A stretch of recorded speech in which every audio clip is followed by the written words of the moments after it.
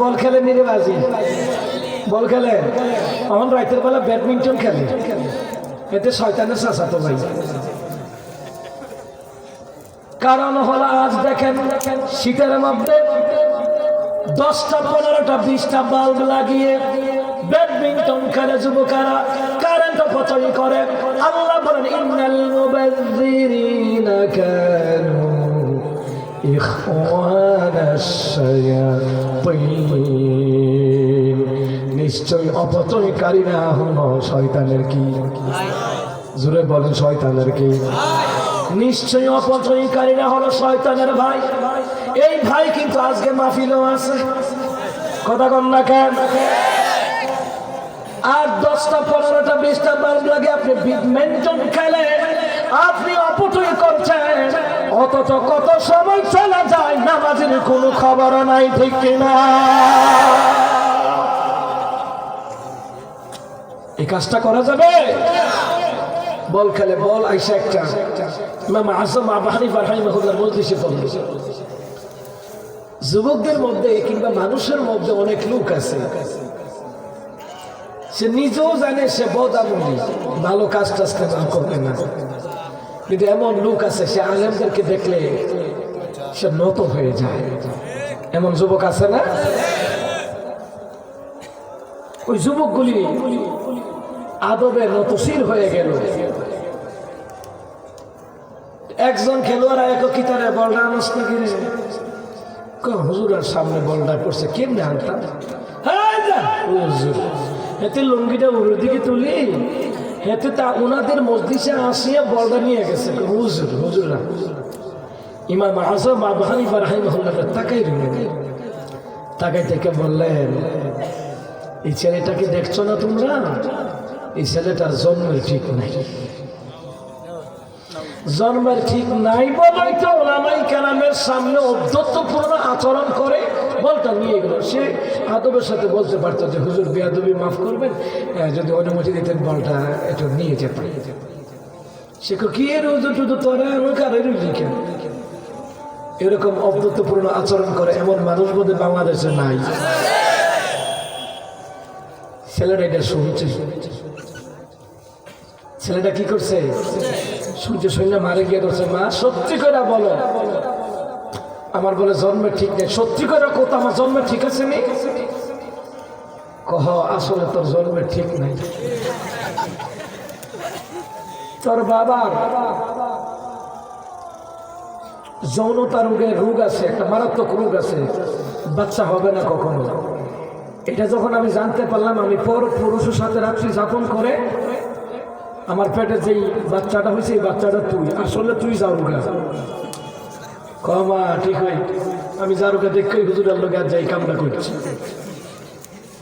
আসলে আসলে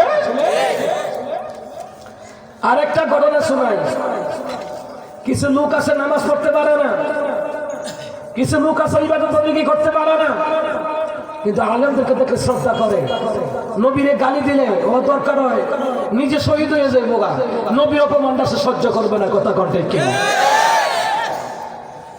তার জন্ম ঠিক কিন্তু কর্মটা খারাপ আর যারা নবীদেরকে আলেমদেরকে গালি দেয় এর তো কর্ম খারাপ খারাপ এর জন্মটাও খারাপ কথা কণ্ঠে কি ইউসুফ আলাইহিস সালামের 10 ভাই রাস্তা দিয়ে যায় কয় ভাই আসতে বলেন কয় ভাই ইউসুফ আলাইহিস সালামের 10 ভাই রাস্তা দিয়ে ওই দিকে রাখাল গরু হারাইলেছে রাখাল কি হারাইছে রাখাল গরু হারিয়ে ফেলেছে ইউসুফ আলাইহিস সালামের 10 ভাইয়ের মধ্যে গবেষণা হইতে আছে কয় এই রাস্তা দিয়ে একটা গরু গেছে তার এক ভাই বলতেছে যে এই গরুটা গেছে এটা গর্ভবতী আরেকজনে কই গরুটা যে গেছে এটার একটা চোখ নাই রাখালকে কি রে আই গরু সর বিছতে গরু সর তো সামনে এটা নিদর্শন কয়জন কি রে এরা যে সিম্পটম গুলি বর্ণনা করবে আমার গরুর মধ্যে তো এই সিম্পটম গুলি আছে আমার গরুর মধ্যে একটা চোখ নাই আমার গরুর পেটের মধ্যে বাচ্চা আছে সামনে থেকে ধরছে এই দাঁড়াও দাঁড়াও গরু তোমরা নিছো কারে না গরু আমরা নিব কেন আমরা তো নবীর ভাই আমাদের ভাই হচ্ছে হযরতে ইউসুফ আলাইহিস সালাম। সুবহানাল্লাহ। এই নবীর ভাই কি চুরি করে নাকি? তো কইলা কেমনে? কেন একটা গরু গেছে, গরুটা গর্ভবতী, গরুর একটা চোখ নাই। কয় আন্দাজ করে কইছি। এই মেয়ে আন্দাজ করে কইলি কি তুমি মিলে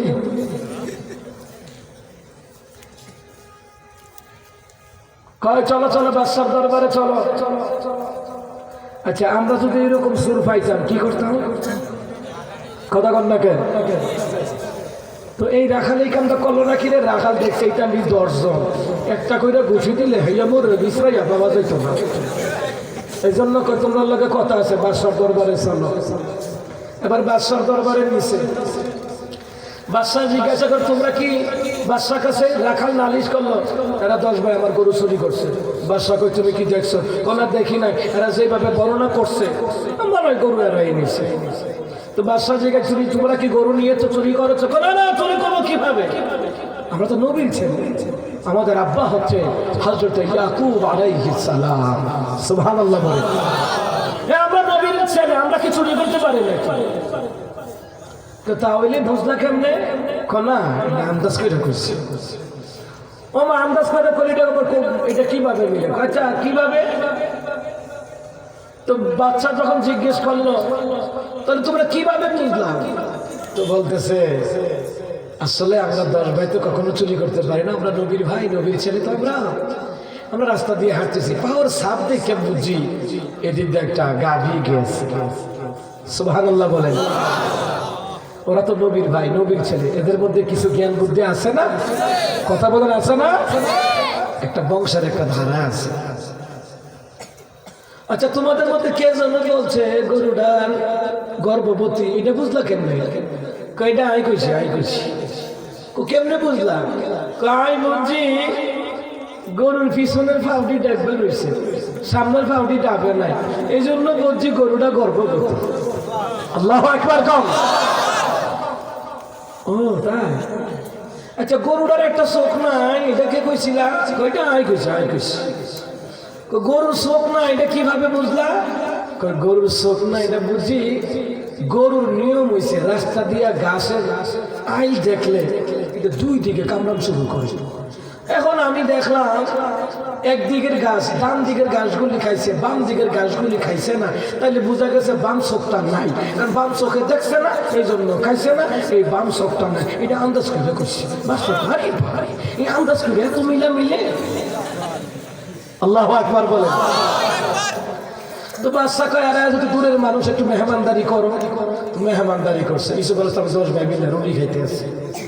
রুটি খাওয়ার কয় এই রাজ্যের যে বাদশা আছে না, এই বাদশাটা জারুগা, এই বাদশাটা জারুগা। রাখাল কয় আরে বাজি যার কথাই তো করে নাস্তা দিলাম তোরা ইতা হেতা করে কছে তুই জারুগা, এরে বাজি তো করে কথা শুনলে যে বাদশা তো করে ফাঁসি দিয়ে পাশে দিলে খুব কোনো সমস্যা নেই, এটা আমরা আন্দাজ করে কইছি এই বাসা যাও।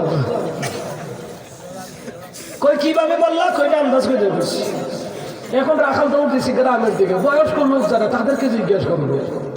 এলাকায় যারা বয়স্ক লোক আছেন, যারা 5 ওয়াক্ত নামাজে মসজিদে গিয়ে নামাজ পড়েন, তারা বলতে পারবে এলাকার কোন যুবকটা নামাজে যায়, কোন যুবকটা রাস্তাঘাটে দেখলে সালাম দেয়, মুরব্বীদের শ্রদ্ধা করে। এই বয়স্ক মুরব্বীরা বলতে পারবে কথা কন্টেক্ট কিনা। বাদশা ছিল ইয়াং জেনারেশন। এই রাখাল মুরব্বী, এলাকার মুরব্বী যারা আছে, এখন বয়স্ক প্রবীণ মানুষের কাছে গেছে। কি এখন একটা কথা আপনারা জিজ্ঞাসতাম, কারোর কাছে কইেন না এ কিটা এই রাজ্যের বাদশা না কি জারুগা? জারুগা না, এটা ডাবল জারুগা। আপনি কেন বুঝলেন? আমরা মুরব্বী, এলাকার মুরব্বী, আমরা কত সালিশ করছি, তার মার কত বিচার করছি, এটা জারুগা তো জারুগা। তাই নাকি? প্রমাণ আছে? আরে প্রমাণ মানে সব কিছু করতে পারে, কিন্তু আসলে ক্ষমতার কারণে কিছু করতে পারে না। কথা ঠিক না? আমার এই দেশের সরকারি দলের লোকদেরকে বলি, সরকারি দলের সবাই খারাপ না। সরকারি দলের এমন লোক আছে আল্লামা সাঈদীর জন্য জীবনটা দিয়ে দিবে, কিন্তু আটকাই দিছে ওইখানে।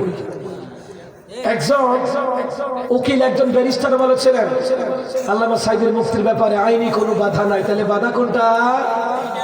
রাজনৈতিক প্রতিহিংসাটাই বাধা, ওনার লক্ষ কোটি জনপ্রিয়তাটাই হলো বাধা। কক্সবাজার এত মাহফিল হয় আপনি ভাবতেও পারবেন না, কিন্তু কক্সবাজারে সরকারি দলেরা নিজ জিম্মায় নিজ নিরাপত্তায় মাহফিল গুলি করে, আর আমাদের অঞ্চলে ব্রাহ্মণবাড়িয়া বলেন, কুমিল্লা বলেন, রংপুর, দিনাজপুর, পাবনা, পঞ্চগড়, ঠাকুরগাঁও, ফরিদপুর সহ জাতি নেতাগুলি মাহফিল বন্ধ করে। হেতার একটা ফটোবি দিছে, হেতার লোকে লাগে কেনা, এটা তেলাফিয়া মাসুলেন মোটরসাইকেল পাওয়া ফুট করেছেন, হেতের নেতা কথা কন ঠিক কিনা? দলের কারণে রসুলের আদর্শ ভুলে যাবেন না। আমি দুনিয়ার দল ত্যাগ করতে পারি, আল্লাহ নবীর দল ওইটা আমি ত্যাগ করতে পারি না। এটা মুসলমানদের আদর্শ। রাখাল এখন দৌড়াইয়া বুঝ পাইছে, রাখাল দৌড়াইয়া আইছে, ইউসুফ আলাইহিস ভাইদেরকে জিজ্ঞাসা, আচ্ছা তোমরা বুঝলা কেমন এই দেশের বাসা যে যাও না? আন্দাজ করে কইছি, আরে মিয়া আন্দাজ করে এটা মিলে কেমনে? আরে বাফি শোনো, যুগে যুগে যারা নবীদেরকে গালি দিত ওদের জন্ম ঠিক নয়, কারণ জন্মের ভেজাল আছে দেখাই নবীদেরকে গালি দেয়, আর বর্তমানে যাদের জন্মের ভেজাল আছে তারাই আলেমদেরকে গালি দেয়, আলেমদের বিরুদ্ধে মিথ্যা হামলা মামলা দেয়, এলাকা সারা পর্যন্ত করে কথা কন ঠিক কিনা?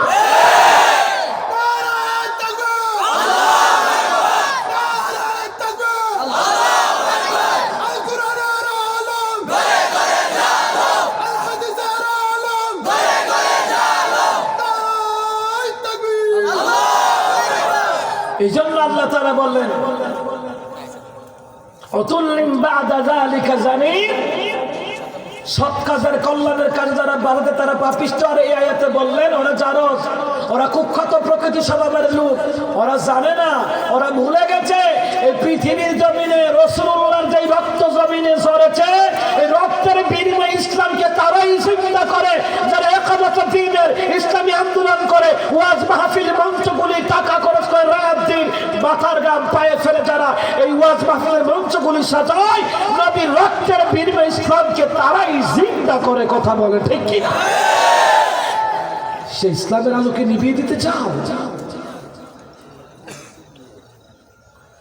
আহারে নেতা সাহেব মারা গেল, কবরে রাখার সময় বলি বিসমিল্লাহি ওয়া আলা মিল্লাতি রাসূলিল্লাহ, এটা কাঁচা মিছা কথা কেমনে কইবা রে বাজি? ও তো নবীর মিল্লাতে থাকলে মাহফিল বন্ধ করতো না, নবীর মিল্লাতে থাকলে সাহাবায়ে কেরামকে গালি দিত না, নবীর মিল্লাতে থাকলে মূর্তি ভাস্করদের পক্ষে কথা বলতো না, নবীর মিল্লাতে থাকলে মিথ্যা হামলা মামলা দিয়া আমার দেশের আম্মাজাদেরকে জেলখানায় রাখতে পারতো না। যে লোক ফাঁসির রায় রাখলো ওই লোক দুনিয়াতে নাই, আর যার ফাঁসির রায় রাখলো ওই লোকটাকে আল্লাহ দুনিয়াতে এখনো বাঁচিয়ে রাখছে। কার মরণ কেটে দেয়? মরণ কে দেয়? জীবন কে দেয়? যেই লোক ফাঁসির রায় লেখলো সে দুনিয়াতে আছে, আর যার জন্য ফাঁসির রায় লেখলো ওকে আল্লাহ দুনিয়াতে এখনো বাঁচিয়ে রেখেছে। ক্ষমতা কার? জোরে বলুন ক্ষমতা কার? আপনি কি চিন্তা করতে পারছেন? আপনার এই মেহনতের কারণে যদি আপনি জান্নাতের মধ্যে যদি শুনতে পারেন, আপনার এই মেহনতের কারণে পৃথিবীতে মসজিদ হয়েছিল, মাদ্রাসা হয়েছিল, আপনার এই মেহনতের কারণে ইসলামী আন্দোলনের বিজয় হয়েছিল, আপনার এই মেহনতের কারণে আপনার টাকা অর্থ সম্পদের দ্বারা যেই টাকাগুলো আপনি দিনের জন্য ইসলামের জন্য দান করেছেন, এই মাহফিলের আয়োজনগুলি লক্ষাধিক টাকা খরচ করে করা হয়, এই মাহফিলগুলোতে আপনি টাকা দিচ্ছেন মানে ইসলামকে জিন্দা করার জন্য আপনি আঞ্জাম দিচ্ছেন। আল্লাহু আকবার! এই শব্দ কার আছে? এই শব্দ কার আছে? যে কার টাকায় সে কত বড় ভাগ্যবান। আপনারা কত বড় ভাগ্যবান যে আপনাদের টাকায় মসজিদগুলি পৃথিবীতে নির্মিত হয়, আপনার টাকায় এলাকার মাদ্রাসাগুলি পরিচালিত হয়, আপনার টাকায় এই কোরআনের মাহফিলগুলি পরিচালিত। আপনি কত ভাগ্যবান, কারণ আল্লাহর জান্নাতি পছন্দনীয় মানুষ যারা, তাদেরকে দিয়েই আল্লাহ পাক দুনিয়াতে কোরআন হাদিসের ইসলামের খেদমত করায়। আল্লাহু আকবার বলেন। এই দিন কায়েমের জন্য, ইসলামের বিজয়ের জন্য আমরাও এখানে জামাত পড়বো ইনশাআল্লাহ। বলেন ইনশাআল্লাহ। অল্প কিছুক্ষণ সময় আমি আপনাদের কাছে আবদার করব, যেহেতু আজকের এই মাহফিলটা ইসলামকে জিন্দা করার কাজে আপনারা আঞ্জাম দিচ্ছেন, এই আঞ্জামটা এটা অব্যাহত থাকুক। আপনারা কি চান? বেশি না, অল্প কিছু কম সময় এই নবীর রক্তের এবং ইসলামকে জিন্দা করার কাজে আমি যে যতটুকু পারেন, এটা আমি আপনাদেরকে টাকার সংখ্যা বলবো না, যতটুকু পারেন